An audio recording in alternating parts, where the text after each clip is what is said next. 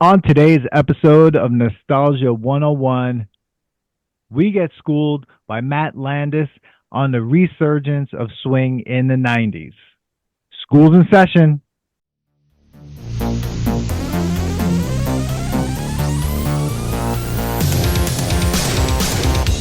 Welcome to the Nostalgia Test Podcast, the show where two longtime friends put their mainstream pop culture past to the ultimate test, the Nostalgia Test. All right, everyone, welcome to another episode of Nostalgia 101 here at the Nostalgia Test Podcast. I'm your host, Dan Dissinger, here in LA, and I'm here with my longtime friend and co-host, Manny Coelho, there on Long Island. Manny, how you doing tonight?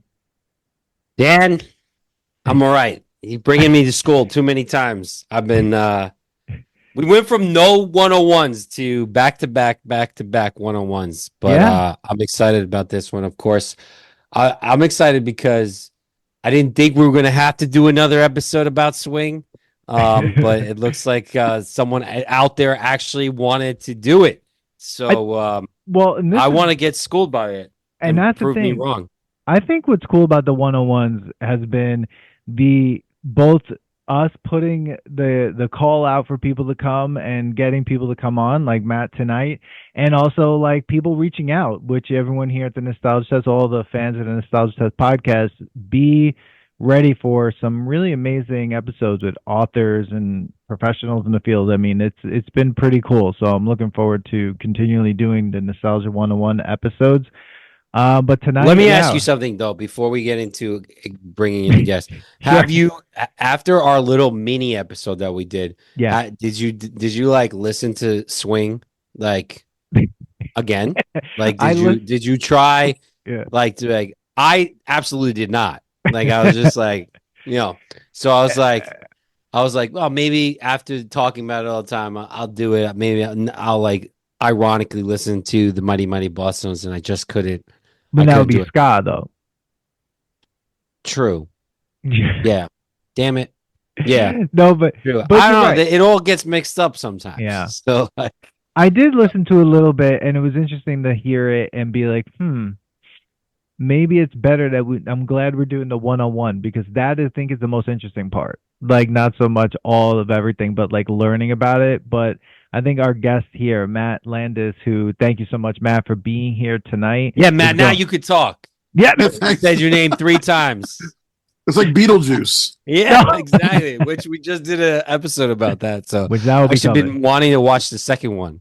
I've gotten some good reviews, I heard. I heard some good things too. Yeah.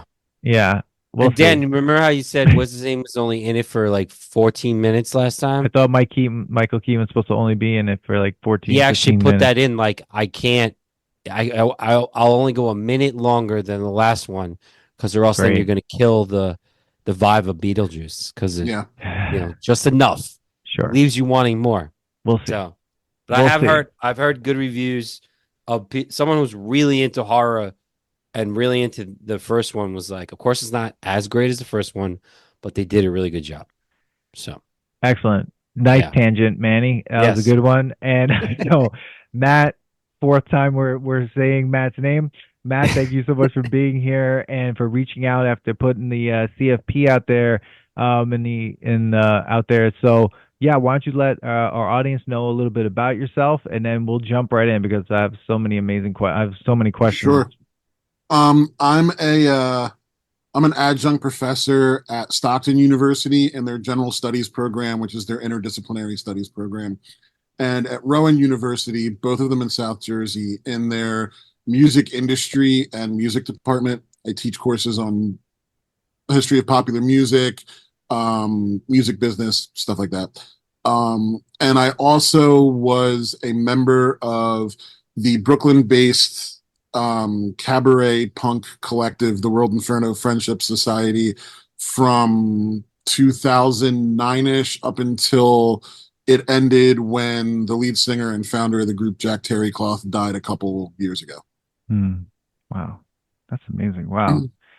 Excellent. This is, when you reached out, it was interesting when Manny and I did the mini episode and we said the only way we're doing this is if we can get someone on in a 101 series way. And I was like, let me go to my academic world, put the CFP out there, see what we get.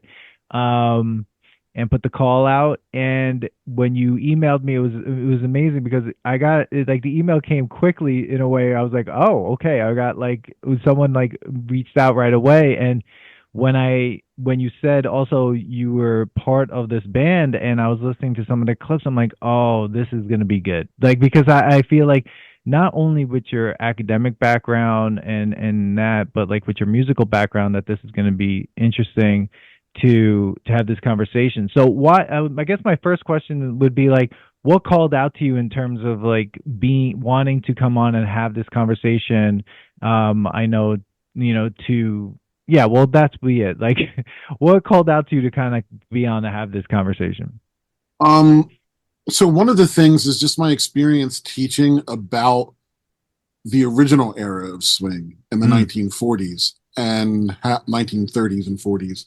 And how students responded to that and that music, and how even without necessarily being aware of it, because we're getting to a point now where even kids' grandparents might not have been cognizant of swing music when they were younger, but it still evokes this sense of nostalgia for them because of the way that it's used in popular culture, in movies and in television, and then partially part of the 90s swing revivals, like the movie Swingers. If you have kids in my classes that are into indie film, they see that and they're like, oh, okay, so like, it's kind of like this stuff. And so it was just sort of interesting to me that anyone would be interested in talking about the 90s swing revival, because it was such a weird and awkward thing to live through as a teenager associated with punk music. Yeah. And I remember there being a real sense of like, are these guys nerds? Or are these guys racist? Because it's like a lot of the dudes in those bands looked like, dressed like a lot of like the people in like oi bands, but they were all like white guys from the inner city, and it's like, I don't know about this. And then like you listen to the music, and the funny thing is that I learned more about music. I was like, this isn't even swing. Like it's actually just jump blues. Like it's way closer to stuff like Louis Jordan and Wynonie Harris and Louis Prima than it is Benny Goodman or Duke Ellington or the Fletcher Henderson Orchestra or stuff like that. So, wow, that's interesting. Yeah, Manny, you gonna say something? Just thinking about the outfits that you were just thinking about. Yeah. I'm like imagining, yeah, like calling them nerds or not. And it was interesting that I remember being around that. I forget what year what grade we would be in, but I remember certain what you would quote unquote called swing, the swing revival, like being on like the top 100, like Z100 would be playing, what's that one song? Now it's like escaping me. It's like, well, like there was a few. It's like Zoot Suit Riot. Yes, yeah. There you go. You and Me and the Bottle Makes Three. Hell by the Squirrel Nut Zippers, which is really not a swing song. It's not, but it's a calypso song. Yeah, and they've been smashed into that sort of revival space. But they did have swing songs. Yeah, like The Suits Are Picking Up the Bill is absolutely a swing tune. So yeah, like we brought it up like the last thing. Like you even had The Mask come out, and Jim Carrey's in a zoot suit, right? Yeah. So like how embedded it was for that moment, and like then it kind of just like disappeared. Like, what do you like? It was just interesting. Like, what brought it back? Have you like studied that? Like, what Was it so there was a real dissatisfaction during that time period with the direction that punk music was going in because of the emergence of pop punk for one thing, and that's mostly sort of like the Hot Topic and Warped Tour version of punk that was sort of becoming more popular. Is you had a lot of people in a lot of punk scenes, especially in urban punk scenes, so LA, Baltimore, Chicago, so on and so forth, that were sort of really dissatisfied with the direction that punk was heading because it was becoming very commercial.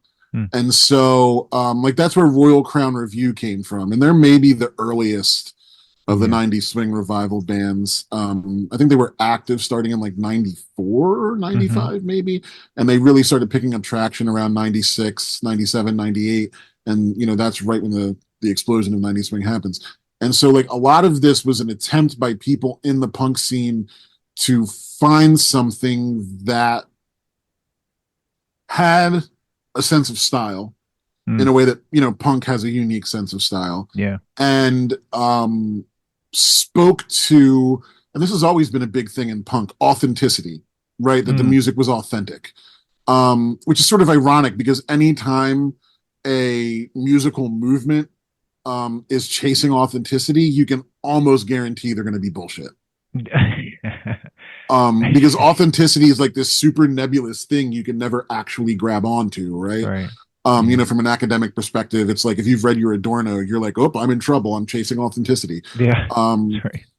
But that is still what I think a lot of the impetus behind the 90s swing revival was trying to find something that was punk adjacent.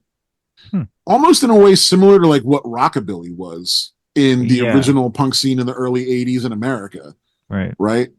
You know, bands like the Cramps and the Gun Club and the Blasters and, you know, the Knitters, which is a side project of the LA punk band X and stuff like that is there was sort of like, okay, punk's cool, but there's still something that's not like, it's a little too artsy. It's a little too effete depending on who you're talking to. And so rockabilly becomes a thing. And I think in some ways people were looking at punk and saying it's becoming a little too commercial, it's becoming a little too poppy. And so the rockabilly thing is taken, and there was still rockabilly, like the Cramps were still making records when the swing revival was happening. So it's like, you can't do that. You know, like the Cramps are still out there, Social D's still out there. What's something different we could do that might go along with our American traditional tattoos and our, you know, we're already haunting vintage stores and thrift stores looking for rockabilly duds. Just go back another decade and we've got a whole new thing. Wow. That's really interesting. It's something I never would have thought to kind of have, like, see that resurgence connected to like the punk scene and also this rise of pop punk, which I mean the thing is, it's funny because like I think around that time I would have been, say, like 96, we're coming into our as freshmen in high school, 96. So before that we're in middle school, 94, 95, right? So like pop punk, where we, like, for us, that we actually come into that more than the punk scene that came before that. And it's interesting to think that scene created this other need to kind of go backwards and find something else, as if something else is like kind of swallowing another scene up. Yeah. I mean, so like the thing that you have to remember also during that time period is like, there's not a big post-punk scene. You know, 94, 95, like you don't have a bunch of kids wearing Joy Division Unknown Pleasures t-shirts like you do now. Yeah. You know what I mean? You haven't had the sort of explosion of bands from the UK and Brooklyn in the early 2000s, like the Strokes and Franz Ferdinand and Arctic Monkeys and all that stuff. That's still a few years away. So like trying to appeal to post-punk or no wave isn't going to work because people look at goth music and they think Nine Inch Nails and Marilyn Manson, right? During that time period. Right. And like, so looking forward, like trying to like create a new post-punk thing isn't really an option. Hmm. And I mean, the other thing is that from a musical standpoint, looking forward doesn't very often get rewarded. Huh. You know what I mean? Like, Yeah. Ian Curtis never saw the success of Joy Division, you know, at all. And, you know, it's like either it doesn't get rewarded or it gets recuperated, like disco did. You know, disco started as predominantly music that was made by queer people and queer people of color at that. And then it sort of, you know, it becomes ABBA and the Bee Gees and everything else. Yeah. So Interesting. Huh. So it's interesting, like to go back to, you know, even what you were saying before, like how even the swing resurgence, the music's just like from what I'm hearing, like when you say like, and even when I listen back to it, it was like, this sounds like a cover of another era. Like it kind of like feels like a watered down version two of of the another biggest, era. so one of the biggest songs of that era, maybe the biggest, which is Jump, Jive, and Wail by the Brian Setzer Orchestra, Yeah. is a Louis Prima song. Okay. Yeah. And it's not even a swing song. It would be more accurately characterized as jump blues. We can get into the difference between swing and jump blues if you want to, but that's a pretty nerdy conversation. Yeah. No problem. So like swing was this music of distraction. Yeah. Coming out of the Great Depression and the beginning of World War II. Right. And so you have this music that is designed to distract people from hard times, right? And you have the New Deal going on, so the arts are being funded, and you have organized crime, sort of, and the black market economy ballasting nightclub culture in a way that traditional economies can't. And so you have clubs like the Roxy and the Cotton Club and the Ritz and all of these places, which are just, you know, both which are segregated, you know, mind you, as well. Yeah. And you can afford to have these big bands with, you know, large horn sections and so on and so forth.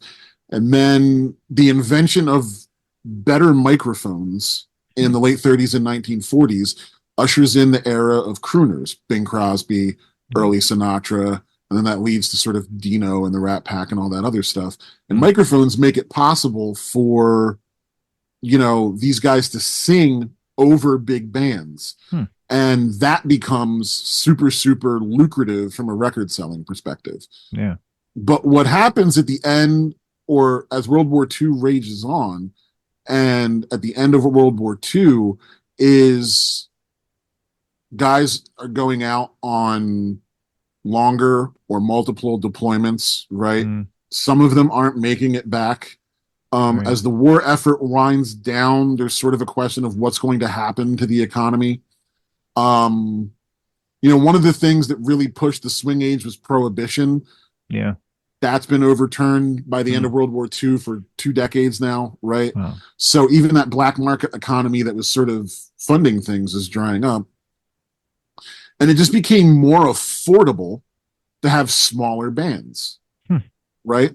The other thing that happens is we get the electrification of guitars, right, by Les Paul in the 1940s, and multi-track recording. And so these smaller groups like Louis Jordan and his Timpani 5 are doing music that, in terms of tempo, even in terms of like the harmonic language of the music, is not dissimilar to swing. But instead of having a large horn section, you might have an electric guitar player and a sax player, right? Okay. And it's more blues based than even swing is during that time period. There's not a ton of ballads. This is sort of rough and tumble music that's designed to be played live. And it's sort of a reflection of people that have been through a war instead of people that are trying to distract themselves from a war. And so that's what, you know, Louis Prima and, like I mentioned, Wynonie Harris and, you know, a lot of other art, Clyde McPhatter, pardon me, was actually a great book that gets into this time period called The Unsung Heroes of Rock and Roll by Nick Tosh, that I recommend if you want to check out some of these overlooked proto rock and roll artists that occupied the junk blues thing. But like in reality, when you listen to 90s swing, that's really what they're doing. Like Cherry Poppin' Daddies and Big Bad Voodoo Daddy didn't have huge horn sections. They had a section, but it was maybe 4 or 5 horns, you know? The Brian Setzer Orchestra wasn't actually like he was hiring an orchestra, maybe, but not really. It's like you're not talking about the Glenn Miller or the Benny Goodmans of the world where you've got 24 horn players and a jazz quartet. You know? It's actually way closer to jump blues than it is to swing. Interesting. Which is part of what makes it kind of troubling as you learn more and more about it in retrospect, is because you get a real whitewashing of the music that they're covering or paying homage to. Right. Because the majority of jump blues artists, with the rare exception of people like Louis Prima, are people of color. It's Big Joe Turner, it's Ma Maybell, it's Wynonie Harris and Clyde McPhatter. So interesting. Huh. So would you say in the 90s, was there actually a band that you would call like a swing band? The closest thing to it is actually probably Squirrel Nut Zippers. But in reality, that's because they're far more diverse and musically accomplished than any of the actual swing bands. And they're not necessarily doing swing all the time, but they're sort of reaching back into Dixieland and Calypso, and they're reaching into Latin jazz. So like early rumba and samba music and stuff like that, which is happening at the same time as swing in the 20s, 30s, and 40s. And then they're beefing up their sound by bringing in additional session people a lot on their records. So they're not just doing swing, but the closest any of those groups to authentically pulling it off is the Squirrel Nut Zippers, I think. I always felt the recording of that album, that was the biggest album that had Hell on it, even the recording quality was interesting because it felt like a throwback recording. The sound, the production value, because Big Bad Voodoo Daddy was like so polished and shiny sounding, right? Like, and it was just, it sounds, it's weird. When I went back and listened to it, it just, I don't know how to say it. In a way, basically, it's like it sounds soulless. Like it's just like it's there. It's anodyne. Yeah, it's just there. It's just happening, and it's just like.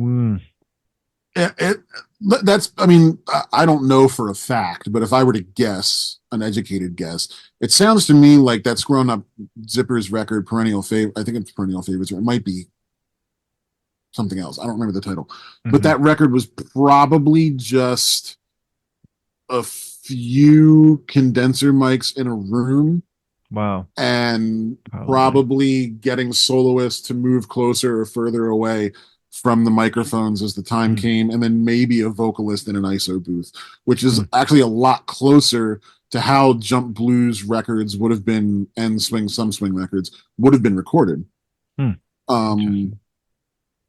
Because multi-track recording, originally you only have 2 tracks and then maybe 4.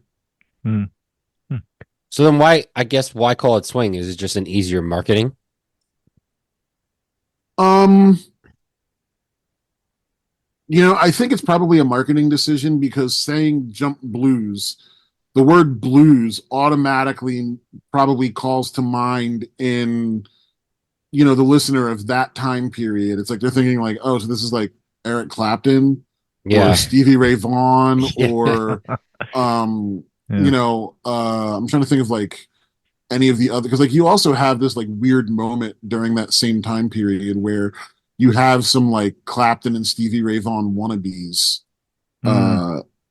coming out. But so I think, and swing is also probably like people think of like, oh, the dancing and the outfits, and it's just it's a happier thing to think of. Yeah. Like there's a preset for that in the popular imagination. There isn't one for jump blues. No. No, there isn't. Yeah, I definitely think as you're telling the story of the fact that there's only basically one band that was swing, it was like, oh, so this is just a marketing Oh yeah, thing, because it's Yeah, just yeah, so yeah. easy. Like you said, like now you got people. It's easy to say like, oh, go get your like swing outfit on.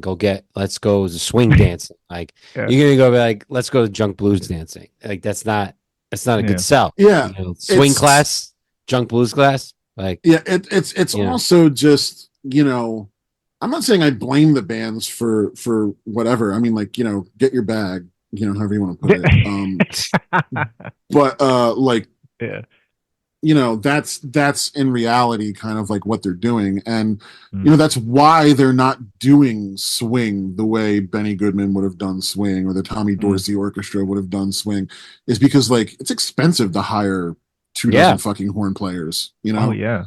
and like tour that. That's what, like, no one's making money. World Inferno, the biggest tour I ever did, we had 10 or 11 people go to Europe once. Wow. And that was like, I made like, this is going to sound like a lot, but it's not. I made like $50 a day. You made $50 a day. Yeah. Everyone in the band made 50 So everybody bucks a day. okay. Yeah. You know what I mean? But like that's nothing. Yeah. That's $350 a week. That's like that's a full-time job at McDonald's. Yeah. So how did you get involved with that band?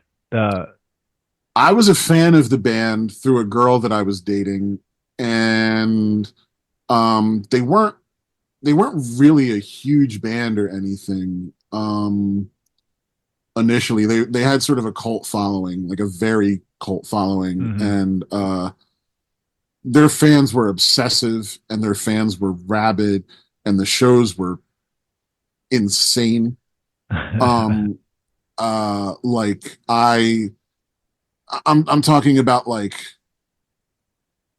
punk kids stripping down to their underwear and wearing like shoplifting lipstick from CVS and like wearing it as war paint, and then doing like coordinated like dances to the songs, and like it was like these fans were like nothing I'd ever seen. And the music was so diverse. Like some of it sounded like Northern Soul, some of it sounded like the Pogues, some of it sounded like cabaret music, like which is another thing that the Squirrel Nut Zippers dip into, which is sort of like, it's essentially like what's happening during the era of swing, but in Europe, in Germany and in France, that time period right before Nazism. And so some of it sounded like ska. So it was so diverse and so different and so weird. And the fans were so rabid and culty. Like we had, like, I'm not kidding. We had fans that followed us like fish. Really? Wow. Oh, dude, this was in America or just in Europe? Oh no, we had American kids that were flying to Europe and following us for 2 months. Wow. We had American kids that would follow us all across the country for 30-day tours. Damn. $50 a day. And I'm making $50 a day. Wow. Drinking Pabst Blue Ribbon and doing cocaine. It's basically drywall. I'm not endorsing that, mind you, for your listeners and viewers. No, it's all good. I mean, it was that fan base was uber enthusiastic, in a way that very few musicians are ever lucky enough to experience. I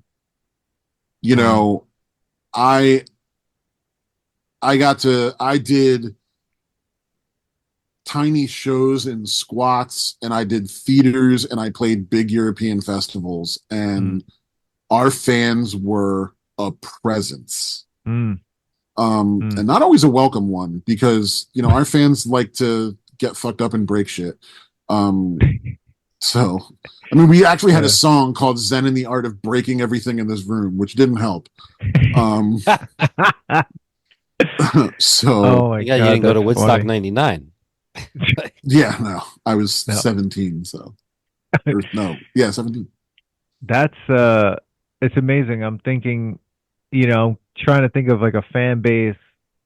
Well, I've been to a lot of different shows, and I always felt like the fan base that people were kind of that afraid of was like when I would go see Slayer, or if Slayer was in a show with another band and the Slayer fans were, you could point them out and everyone was like, all right, Slayer's coming, everyone move out of the way because the Slayer fans are coming. I mean, we got kicked off tours because because we'd be opening for a band and our fans would like take over.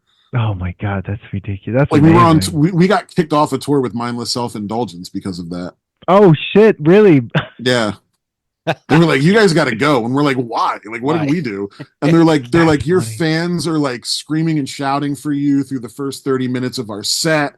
Like, they're fucking graffitiing our tour bus and like breaking into our dressing room and stealing all of our booze. Wow. And we're like, and we're like, oh, that's how the van got so well stocked with liquor. Okay. Because they'd break into Mindless Self-Indulgence's dressing room, steal all their booze, break into our van, and leave it there as like a fucking cat bringing a bird to your front door. Yeah, that's funny. Oh, thank you. We love you. Here, you deserve this. Yeah, that's amazing. Wow, you were better than the people that headlined. That's awesome, though. I mean, that's got to feel really awesome. That all happened naturally, like. Just the dances and everything, like that was just the kids came up with it themselves. I mean, I wouldn't have believed it if I hadn't have been a fan first. Okay. Like when I first started going to shows, like you got indoctrinated. Like we do this, then we do this, then we do this, then. Yeah. And every time we put out a new record, they'd come up with something new. Okay, that's cool. And then it just traveled throughout the tour. And then because people would see it happen. So like at the first show, like we did this song that has like a breakdown in the beginning called Me and the Mad Monkettes, which is about our friendship with the group Rasputina.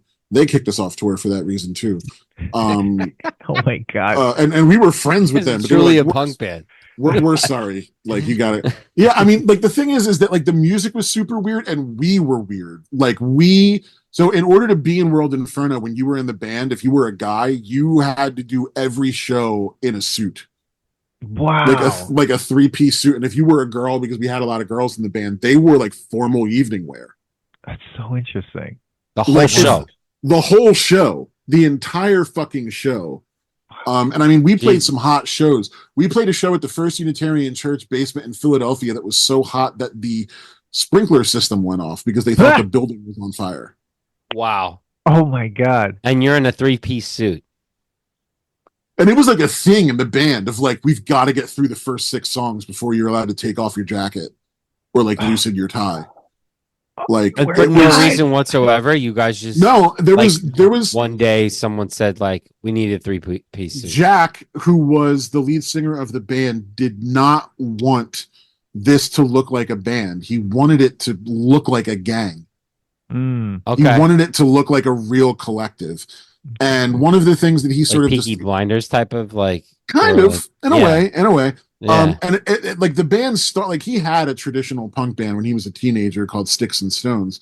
And he wrote a song which is like we started every show with this song. It's called Tattoos Fade. And he wrote a song called Tattoos Fade and he brought it to brand practice and they didn't want to do it. And he's like, okay, band's broken up. I'm going to start the band that will do this song. What? Yeah, that's what he did. Literally how he broke up the band because of the song. And then he moved to New York. Oh wow! And then from New Jersey, and he started this band. And the band started out as him, a drum machine, and a keyboard player. Amazing. And it grew into this, horn section, guitar player, bass player, the whole bit. And like one of the things that he said is he's like, we don't sound like a punk band, but that's because I want to take punk away from the jocks and give it back to the weirdos. That's good. Wow. And so like that was like the whole thing of like, yes, we wear suits, we wear evening wear, we wear theatrical makeup, eyeliner, caked white makeup, black lipstick, whatever, to look like silent film stars or something like that. And we wrote songs about Bertolt Brecht and Dante Alighieri, and we wrote concept albums about the life of Peter Lorre. Oh my God. And we actually did a theatrical piece based on the life of Peter Lorre that we toured at theater festivals and stuff like that. It was it was different. You know what I mean? It was really, really different because it's like, I'm sorry if this is too academic or nerdy, but it was a band where it's we're passing around Nina Simone's autobiography and A Cavalier History of Surrealism by Raoul Venetian, in the van. You know what I mean? We're talking about situationist slogans, and we're talking about what our favorite Clash record is. It was it was a heady conversation, and the fans took it seriously too. You'd have fans showing up at shows in 3-piece suits and evening wear and with fake blood and confetti and glitter and building giant effigies of characters from the songs. And every Halloween on Halloween we did a big theatrical show called Hallowmass, and it was a thing. It was an event. It was a theatrical event. It was a big event, and the whole thing was sort of designed around this. It was designed around celebrating the potency of liminal spaces. To the kids, it was just an excuse to get fucked up, but we're writing dialogue about this kind of stuff for banter in between songs and picking out our wardrobe and hiring people to teach us how to do fire breathing and hiring aerialists and all of this other stuff. And it was nuts. It was crazy. Is this on tape anywhere? Yeah. If you go on YouTube and search our stuff, you'll see it. Yeah. I listened to some of you sent some tracks and everything like that to listen to, and I was really enthralled by how much, like you said, it's punk, it's cabaret, it's this, it's that. It's this whole mishmash of things, but it's potent. That's how I would describe it. The sound was just potent. It almost sounded like a punk version of Tom Waits. If Tom Waits all of a sudden was I want to do a punk album, and that's kind of what it was like.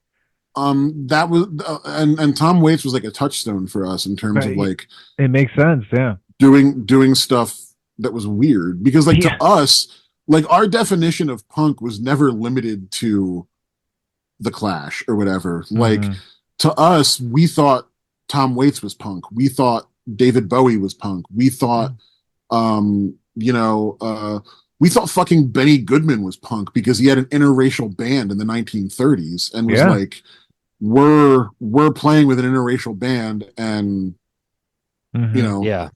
two fingers. So to us, it's that's fucking punk. Do you know what I mean? Green Day's not fucking punk. Benny Goodman's more punk than Green Day. Do you know what I mean? Jack always had this thing where it was he lived in New York in the 80s and he lived through the sort of Lower East Side squat riots and all that stuff. And he knew all those New York hardcore guys, the Cro-Mags, Agnostic Front, and so on and so forth. But he also worked as a bartender and worked as a DJ at a hip hop radio station. Really? During that time period. So he met Sly Stone and Miles Davis and all these people. And he would always say at shows, Miles Davis could single-handedly kick Agnostic Front's ass. I believe it. You know what I mean? And he's like, you want to talk about hardcore and you want to talk about punk, dudes like Miles have it all over the people that we think of as punk rock today. Yeah, I mean, Miles Davis didn't even believe in genres when they said what's jazz. He's there's no such thing. He was what are you talking about? It's music. That's what I do. And I think in some sense, and this is going to sound super self-aggrandizing, but I think that's something that, because our first record came out in '97, True Story of the Bridgewater Astral League. And people tried to lump us in with this in a weird sort of way, but it just sort of never took because we did too many other styles as well.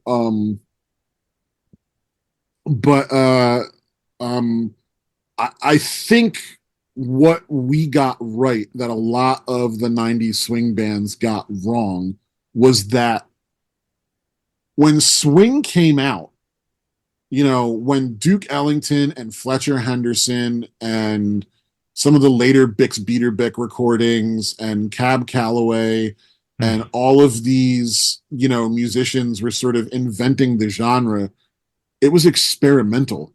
Yeah. It was new. It was different. People weren't used to music having that kind of velocity and speed and chaos. You know, it was punk rock for the 1930s. Yeah. And these bands were like, okay, let's just do these sort of like rote, lame interpretations that'll like fit in a Gap commercial.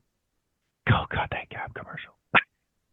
You know, like that's what they did. Well, yeah. I mean, you know, and you know, again, nerdy stuff we talked about. And this is one of the reasons we've referenced historical figures and things like that, you know, Paul Robeson, Dante Alighieri, all of that stuff over and over again, is there's that Guy Debord quote, you know, true poetry brings all the unsettled debts of history back into play, right? And there's opportunities to do that with a swing revival. The song Zoot Suit Riot is a great example of a missed opportunity in that sense. If anyone knows what the actual history of the Zoot Suits riots are, it's an intense example of racism in the history of the United States. It's an extremely fucked up story. It was servicemen on leave during World War II chasing down predominantly Chicano-American and Filipino-American men that were dressing in zoot suits in East LA and trying to lynch them for 3 straight days. That's what the Zoot Suit Riots were. Wow. Until they got into Watts, and it was sort of like, okay, you've chased all of these Filipino and predominantly Mexican-American kids into Watts. And, you know, the black population of Watts is like, we know how to deal with this. And they fought back. And then the city got so pissed off about it that they were like, they banned people from wearing zoot suits. They said that the city of LA proper was not approved territory for off-duty soldiers, Marines, and seamen to go. That's what they had to do to end it. Wow. Like, people died because of the Zoot Suit Riots. And that song is about, you know, if you look at the lyrics, there's one mention in the first verse of soldiers hiding in the trees, but they never explicitly get into it.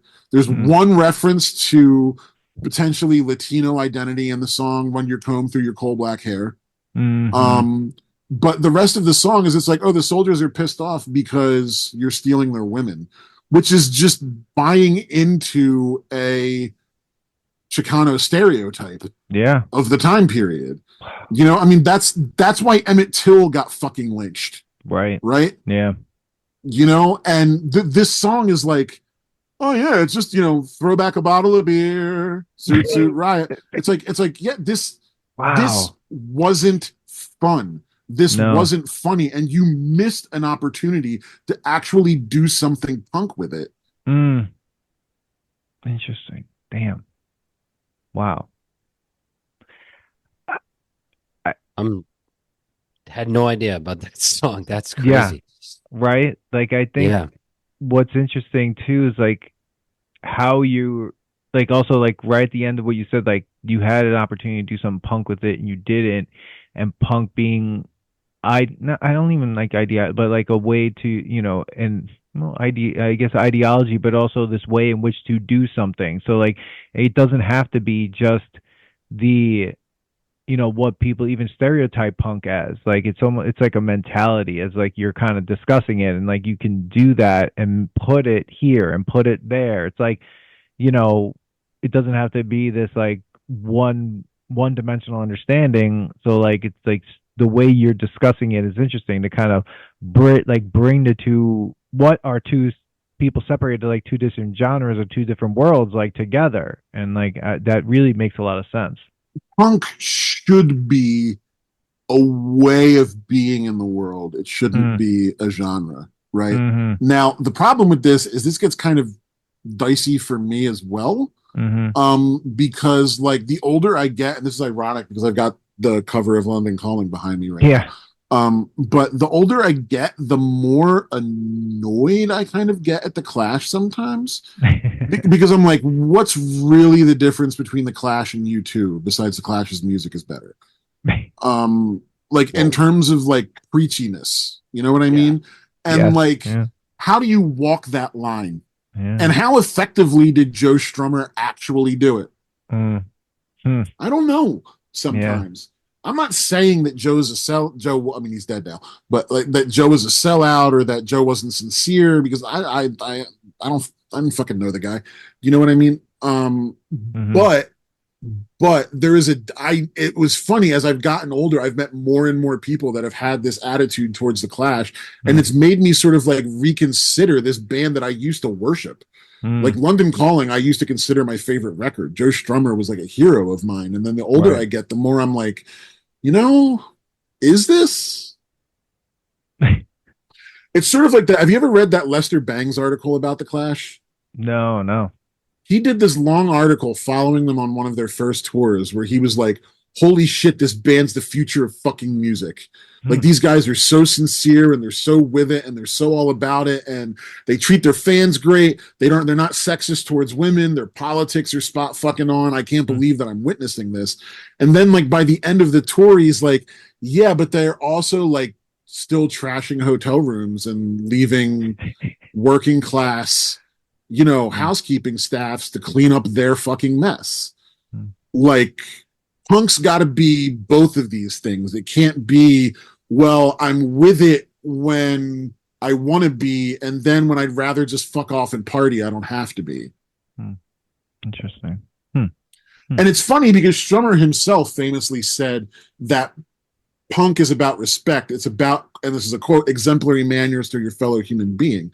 And no one's perfect. No one's going to embody that all the time. I mean, Jesus Christ, I've fucked up so many times in my life, whether it be with friends of mine or girlfriends or whatever. Like, no one's fucking perfect.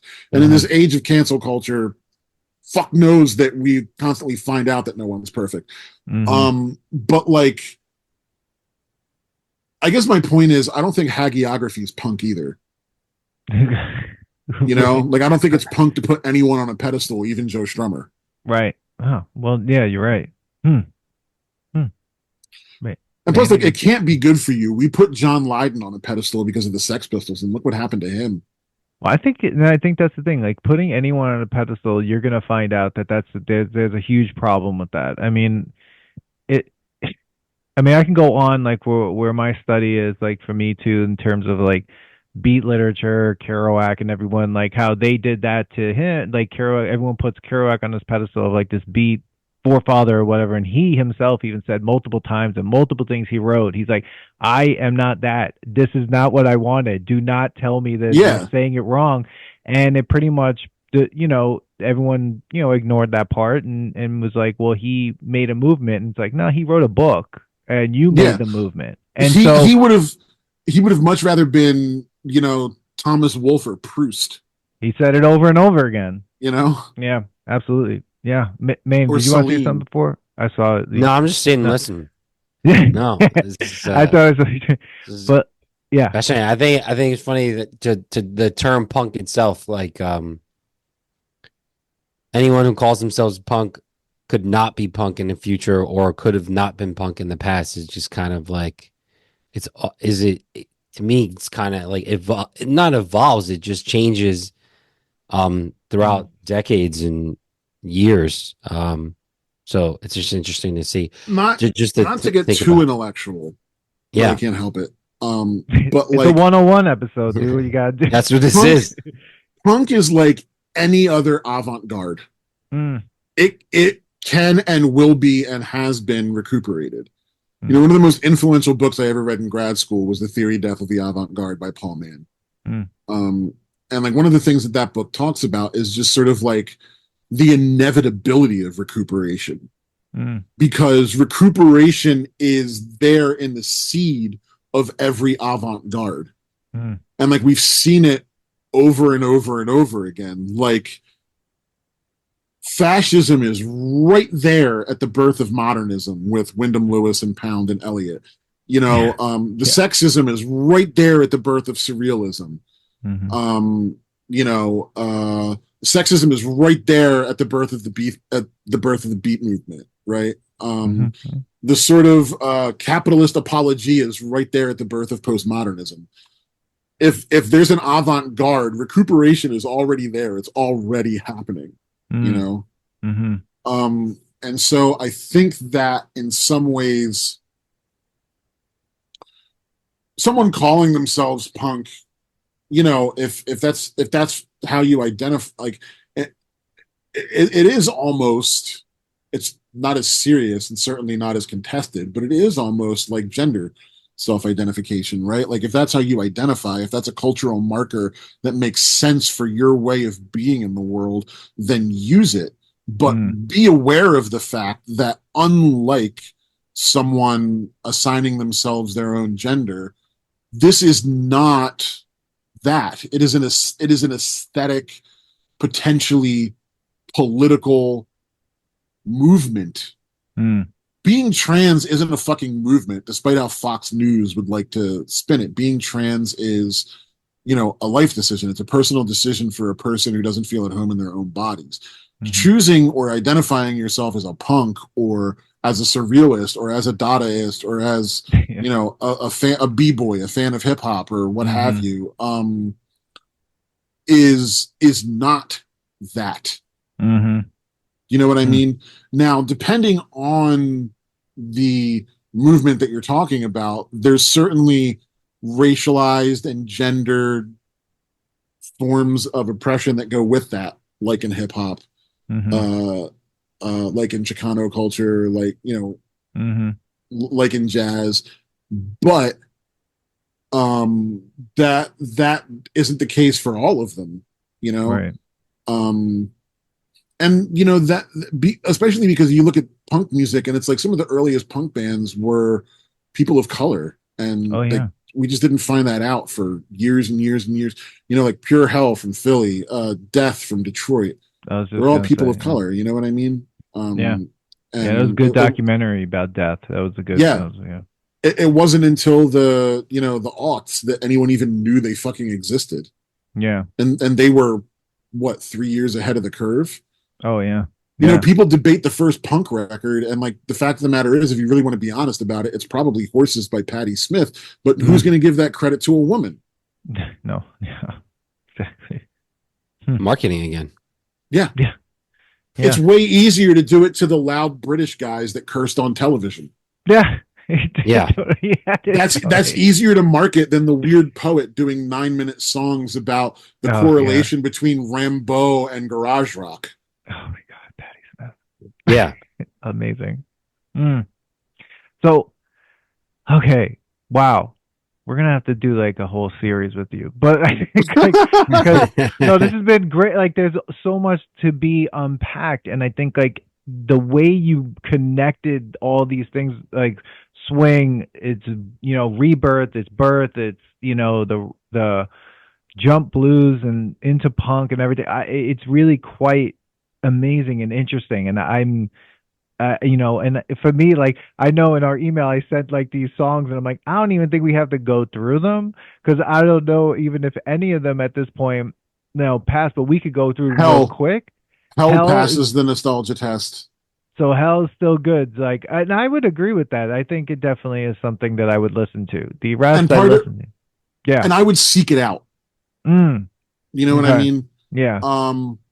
I would seek it out. Zoot Suit Riot is just so terrible that no one should seek it out for reasons that I've already laid out. Yeah, that was yeah. It was a jump jive and wail borders on that.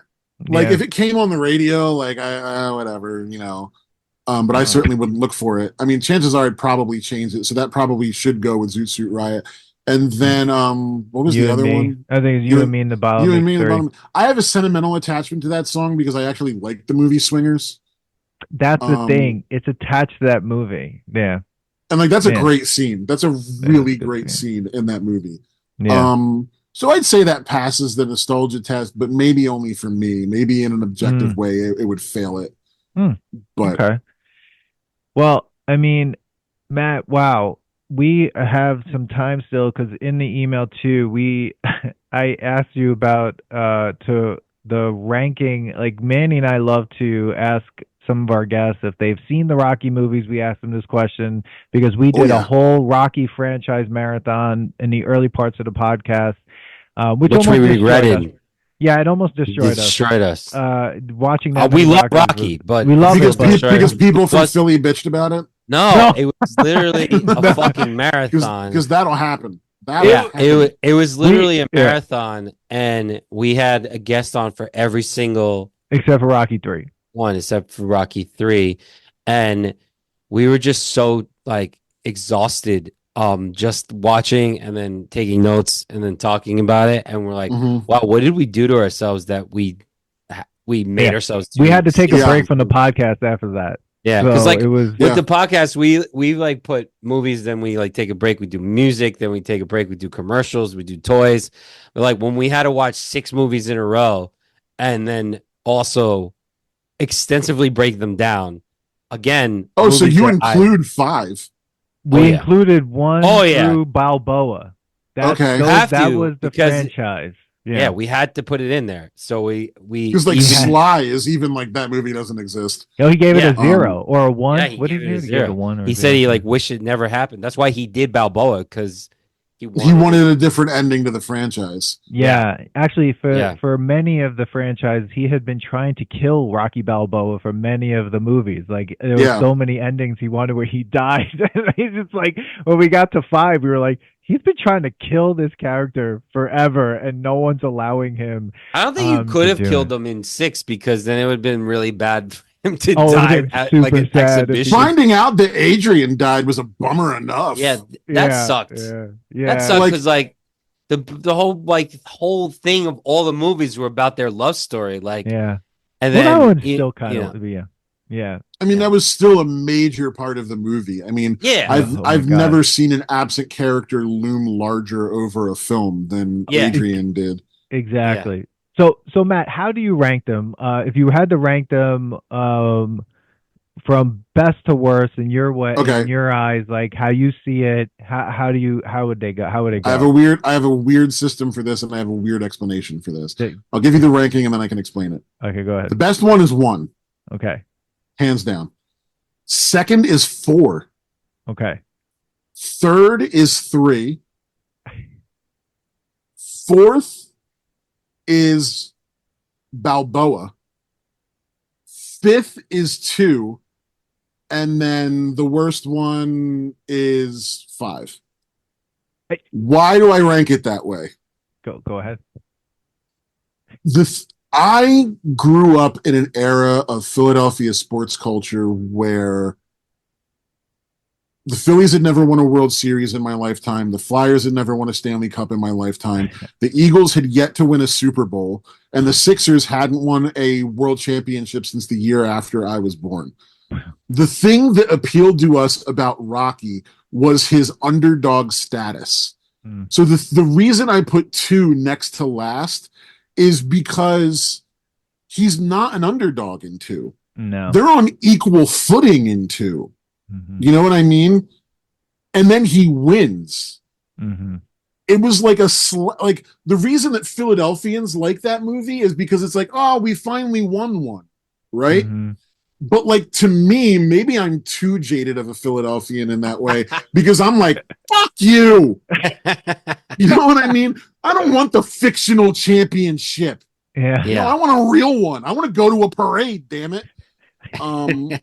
You know, and I didn't get to do that until 2008 when the Phillies won. So, and then when the Eagles won a Super Bowl, it was like the day after the Eagles Super Bowl was like going to an Irish wake, because it was nothing but people talking about their dead relatives, how they wish they'd been alive to finally see this. Oh my Yeah. god. That was seriously what every bar in the Philadelphia area was Really? like. Oh my god. I wish my pawpaw had been alive to see that. He would have loved that one. I'll tell you something. That Philly special right there would have brought a tear to his eye. Wow. So that's my explanation. One, he's the ultimate underdog. Yeah. Oh, Four is the first time you have a legitimate sense that he could lose since one. Right? In 3, you actually see him lose and then he wins it back. Mm-hmm. Right?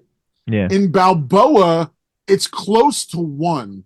Yeah. It just doesn't have the nostalgia for me that 4 and 3 do. I mean, for the longest time, the first cell phone I ever had, I made in MIDI my own Hearts on Fire ringtone. That's how much I love 4. Okay. And like uploaded it onto my phone. My so fucking funny. Shitty Nokia brick. That's so funny. And so like that's why Balboa is there. 2 is not as bad as 5 because nothing is. But it also just irks me in a way because it's like they're still trying to pass him off as the lovable underdog, right? But it's like you took the champion of the world to the limit and you got a rematch. You're not a fucking underdog, dude. Yeah. That's I mean, I will say your rankings are really fucking solid. They're kind of close to mine. That was mine. Yeah, those were yours. At the end. I always say that 2 doesn't exist without 1. Yeah. 2 is just an extension of 1 if you needed a director's cut or like an extended cut. And you spend most of the time listening to him read to his it's just too long. and I'm like long scenes. It's just so long. The scenes are so I'm like, wow. And you never just say, hey, let's watch 2. Like you just don't. No one does. Like no one's like, yo, I feel like watching Rocky 2 today. Like that's not a thing. And even when he used to be on TNT or whatever at night, you really didn't want to get stuck with the marathon of being on number 2. Like no, you wanted 3 and 4. Yeah. I've watched 3 and 4 back to back 100 times more frequently than I've ever watched 1 and 2. Absolutely. Absolutely. Yeah. And then 5 was just like, why did this movie even exist? Like, it was like 90s trash to the T. Like what 90s was. Horrible. Like any bad movie in the 90s, that's what it looked like. It's just it was so terrible. You know that there are people who have ranked like a 6.5-2. Like we've gotten these rankings in like comments. I'm like, how does anyone put 5 anywhere but the last one? Like you can't. Yeah, it doesn't belong anywhere but the last one. It's terrible. It's one of the worst movies. There's one guy who argued that it was better than 2, and I was like, "You're insane!" Like, I would rather watch Judge Dredd than Rocky 5. Like, or it's. But like, but there's so many quotes you make from it. I'm like, as a joke, like you don't do it. I rewatched 5 recently just because I was like, I haven't seen this in so long. You got it.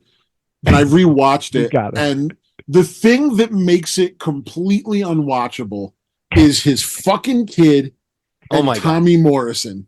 Fucking Tommy Gunn. Oh my God, he's so terrible. Which is like he was a terrible fucking boxer and he's an even worse actor. The acting is so bad. And then this kid he took my room and his fuking earring. So and you know what the funny thing is if you think about it and what I thought of when I rewatched it. This was maybe 5 or 6 months ago.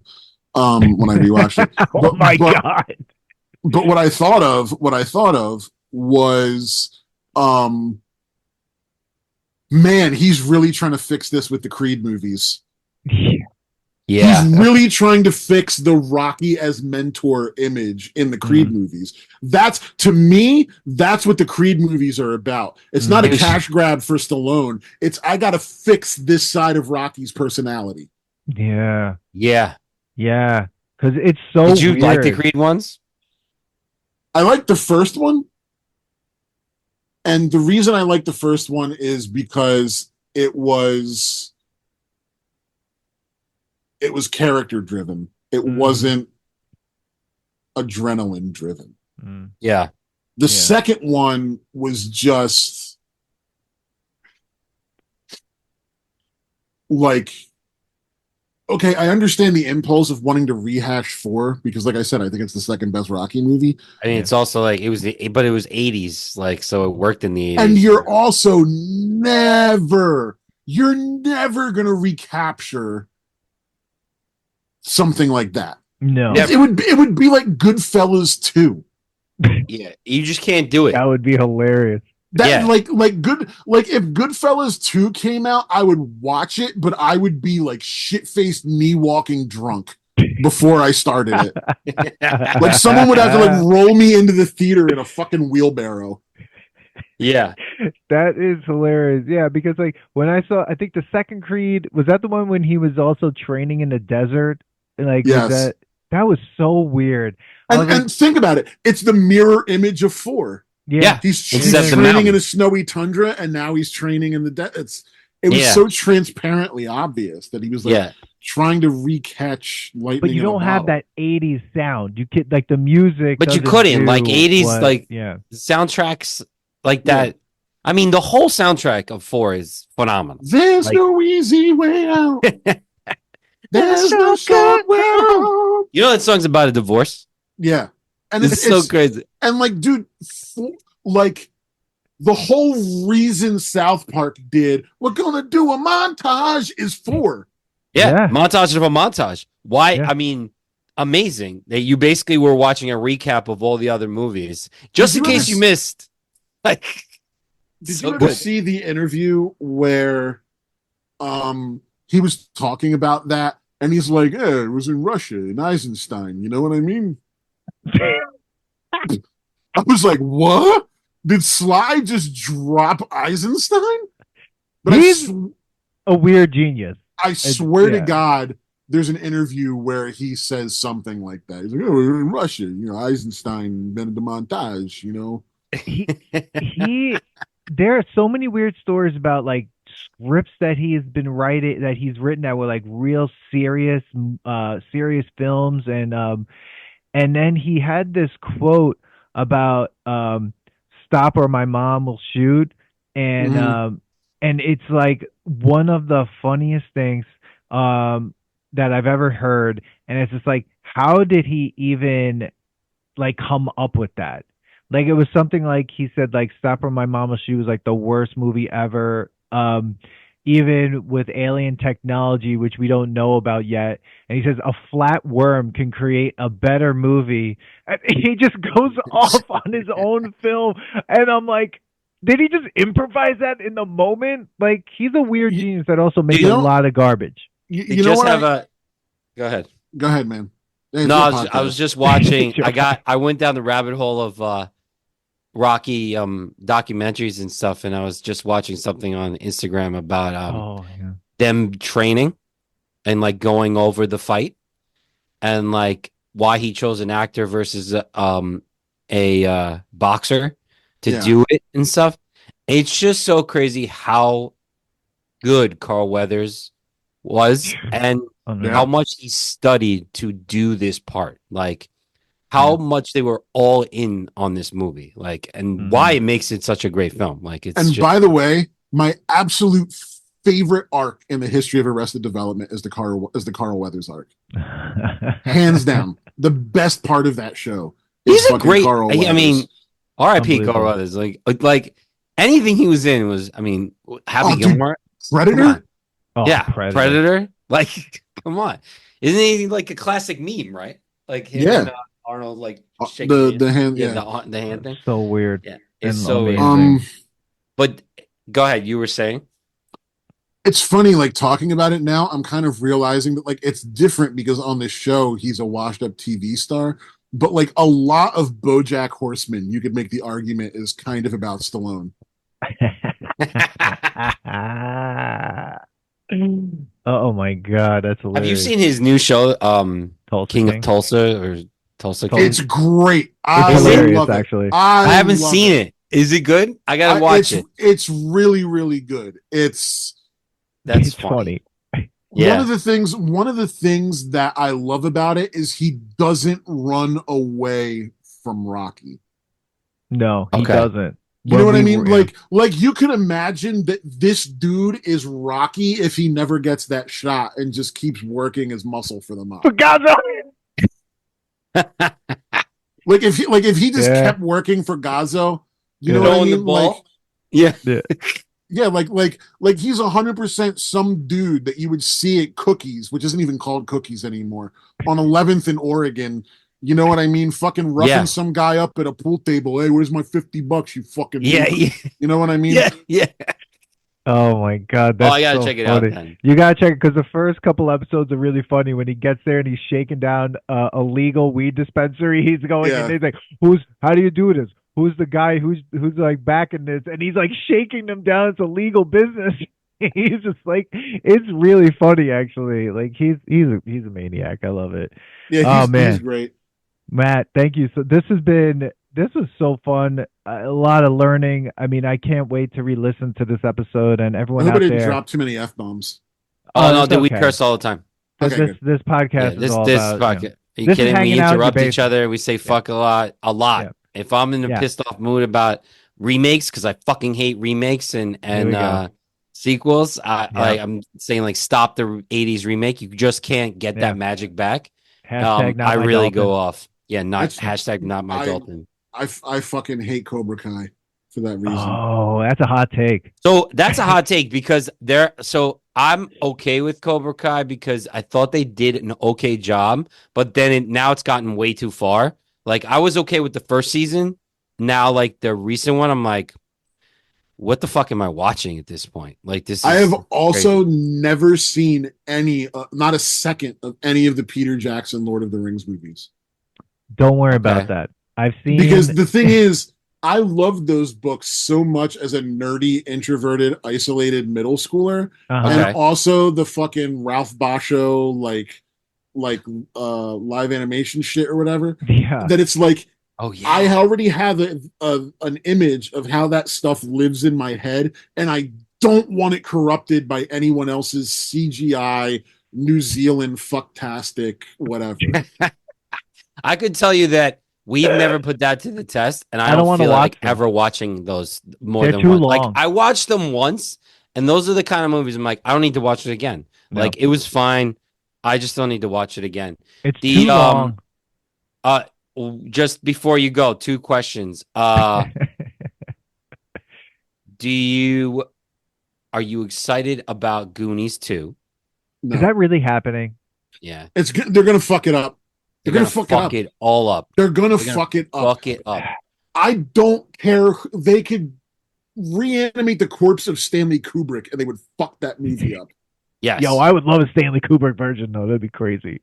It'd be 4 hours long. A 40-year-old Goonie? Yeah, that would be crazy. Yeah, zombie that would be Kubrick fun. Goonies too. Okay, actually, I would love that. That would be fire.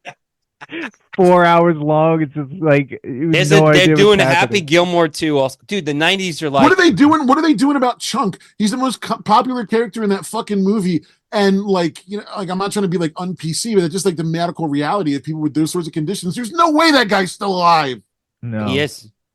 Well, in the movie, no, he's. I think they showed. I'm sure that actor is. Yeah, but there's no way that Chunk, the character, could be fucking alive.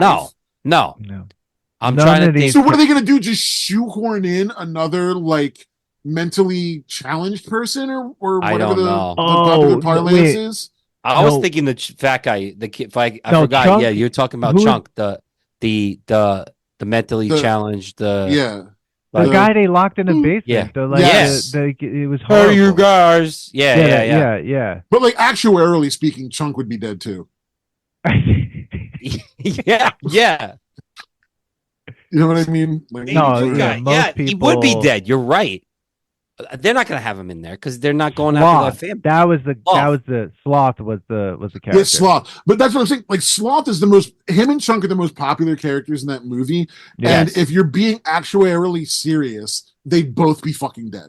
Yeah, you can't. It just like, I just don't understand what the point of bringing the point is there's no original ideas anymore. It's over. Like no original IP is over. Well, the point is this, like we have a show called The Nostalgia Test because we like live in the past of all these things, and the 90s right now are like a resurgence like crazy, and people are doing cash grabs on it. Like you got Happy Gilmore 2 coming, you got Goonies, you had Roadhouse. That was the 80s, That was the worst. And that was ridiculous that was so and very forgettable. There's going to be like, 3 there more. hasn't been a memorable movie in a very... You know what I'm glad they haven't fucked with? Bloodsport.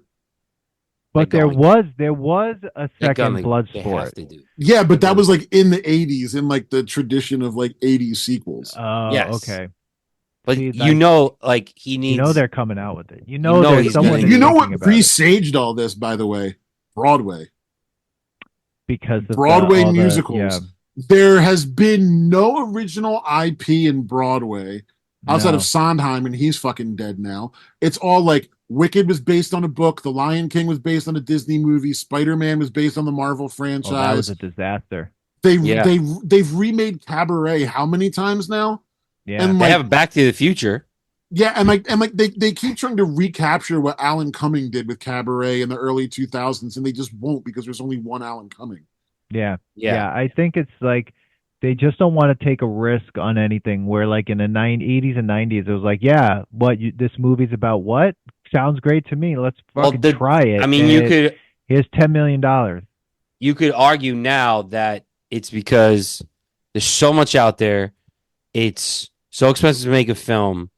You want to make sure you're making a profit. So they're like, well, either we take a chance, which we can't, or we just even if it sucks, people will hate watch it for the nostalgia factor. Absolutely. I'm going to fucking watch it because I want to yell about it and be on this show about it, you know, with our 100 followers and like scream about it. And I just fucking watched it. So like, that's what we're going to do. And that's safer to the studio than actually coming out with an original movie.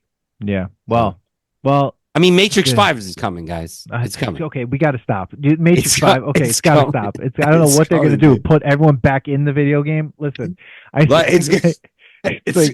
should just Matrix go into Jumanji. Like, just make everything get washed. Yeah, like Manny and I said, like on an episode, and then we got to wrap this up. But on an episode of Nostalgia Test News, which is out in August, if you're going to reboot something or do something, it should be a movie that was really bad.